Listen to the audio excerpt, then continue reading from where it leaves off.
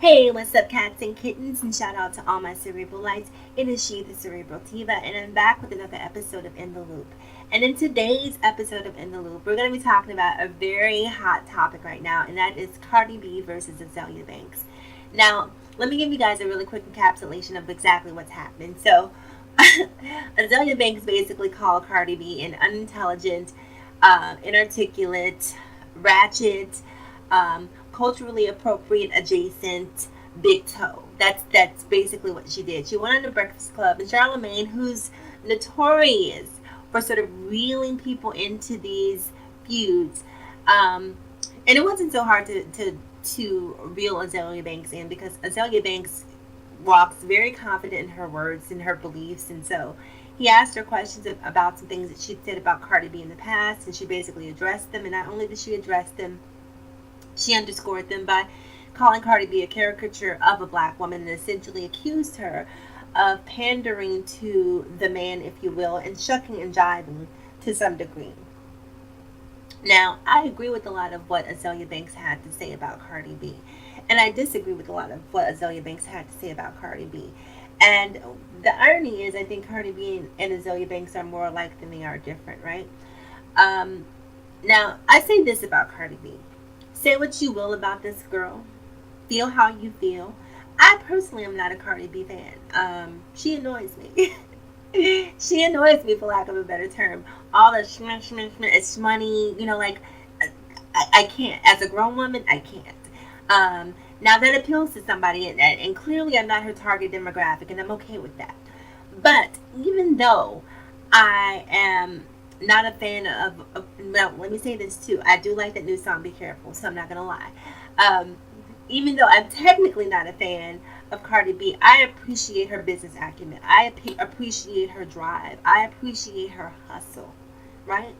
Um, you can say what you want to say about this young lady, right? She went from stripping, from being an Instagram personality to being on a reality TV show for what, one, maybe 2 seasons, taking that and parlaying that into a music career.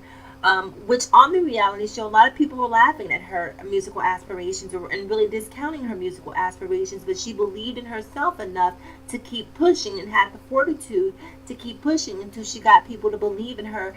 And she took what she knew she had the capability of doing and turned it into a multi-million-dollar industry where she's feeding and employing a lot of people. That's not something a dumb person does, right? How many women are out there stripping right now who take their money and go to the mall and buy Gucci bags and red bottom shoes and all of these ridiculous things that have absolutely no long-term value. There's a lot of women who live in that lifestyle who don't have the intelligence to take what they're doing and parlay that into something greater.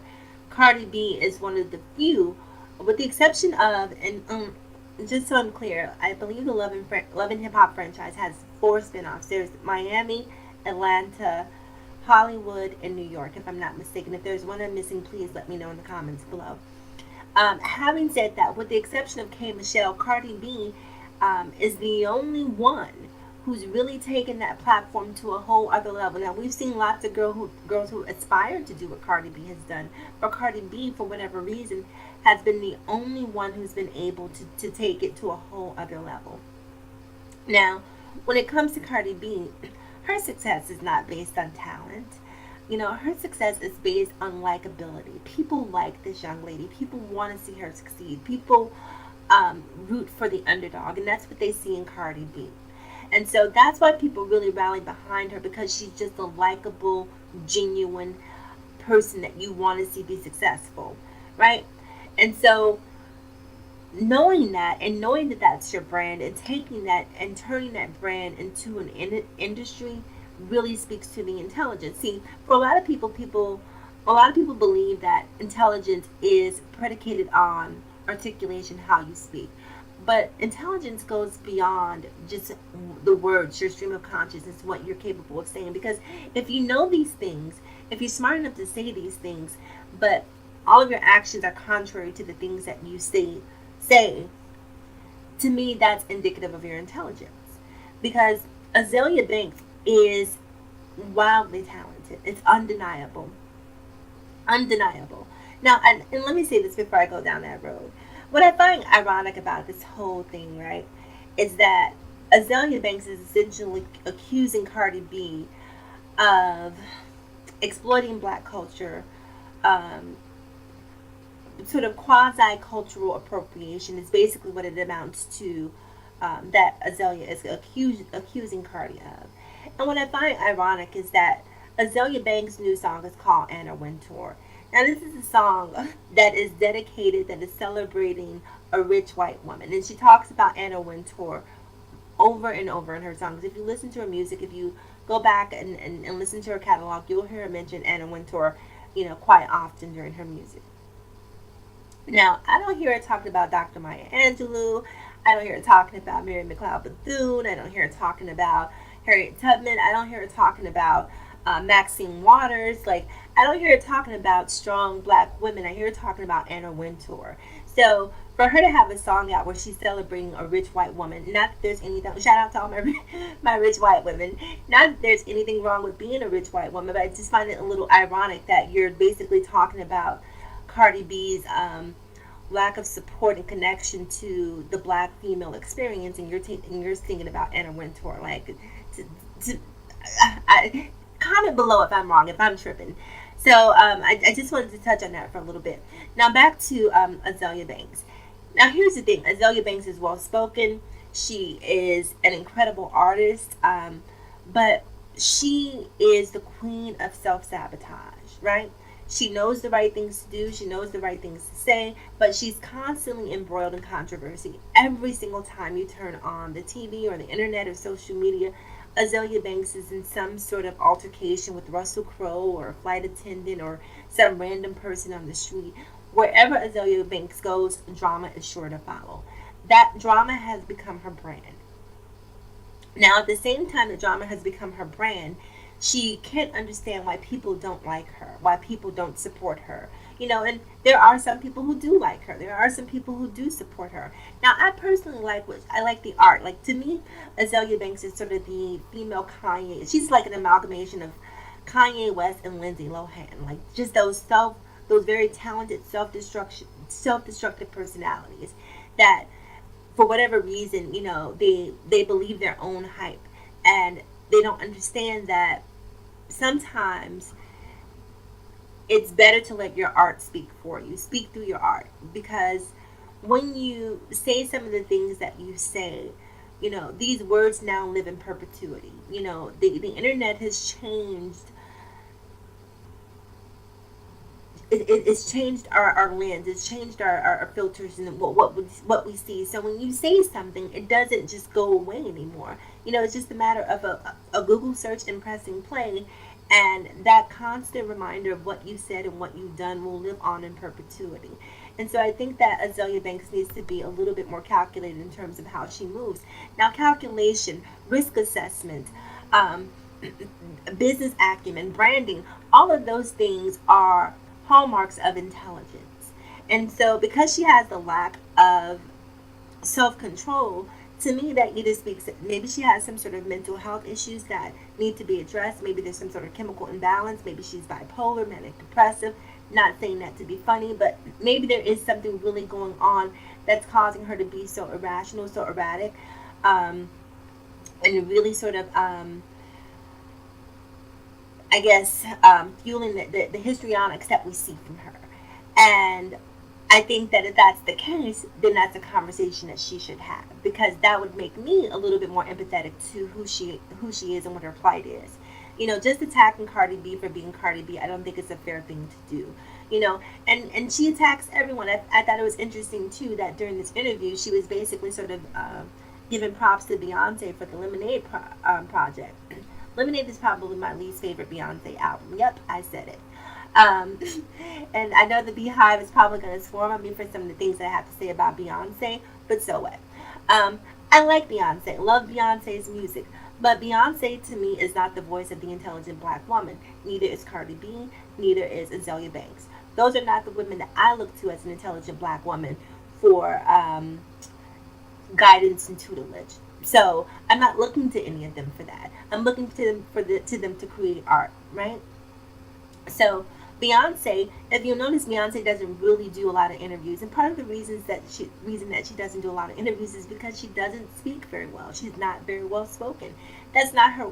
That's not her wheelhouse, and that's okay. But at the same time, that she may not be um, scholastically very intelligent, you don't become Beyonce by being a dummy. You don't. You know what I mean? So that to me speaks to her level of intelligence. And so I think what the conversation that we should be having is, how do we define intelligence?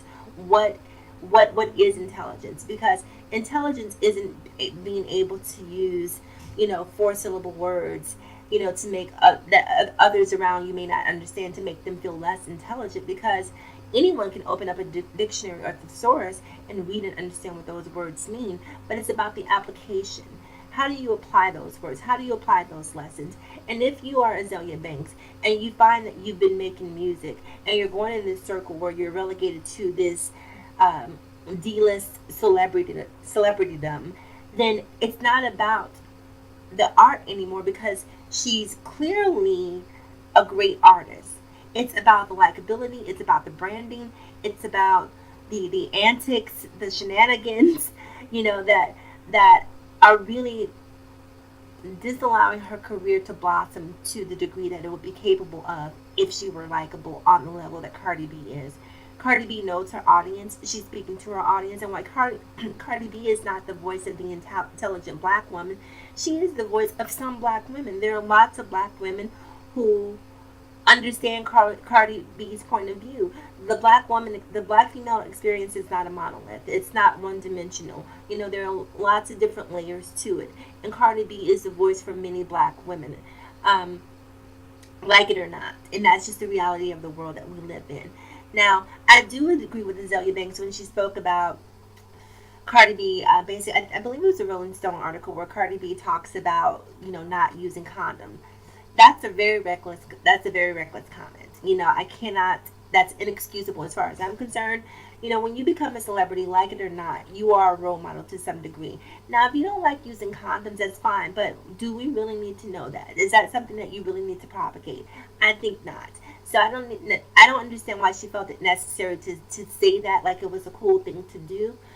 So I do agree with Azealia Banks, but at the same time, Azealia Banks is the pot calling the kettle black. Like, this girl does so many reckless things. Like, even during the Breakfast Club interview, she's on the Breakfast Club interview talking about how some guy was eating out her booty, and she was drunk to the point that she passed out on the bed, and is that really the role model for a black female? Like, is that something that we should be promoting? I don't think so. So it's to me, the hypocrisy of Azealia Banks really sort of discounts what she says. When it comes to Azealia Banks and Cardi B, as it relates to intelligence, to me, it's analogous to Donald Trump and Hillary Clinton. When they were like, everyone was like, well, it's the lesser of two evils. In this particular case, it's the lesser of two lessers. Like, Azealia Banks can speak well, but speaking well does not make you intelligent. Cardi B does not speak well, but her business is on point. So at that point, it really, you really have to make the choice in terms of how you define intelligence. And for me, my vote honestly goes to Cardi B, because at this point, um, self control isn't something that Azealia Banks has. Cardi B does.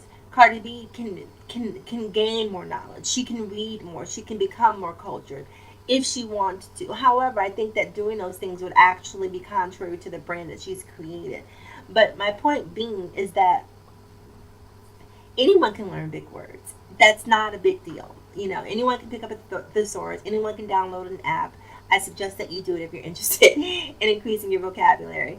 But that does not make you intelligent. So that's my point of view on this particular subject, you guys. I really want to know what you have to say, so make sure you comment below.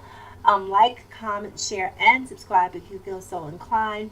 As always, in closing, I want you to remember to live better, love harder, and think smarter. It is me, the Cerebral Diva, and I will talk to you guys again soon. Have an amazing day.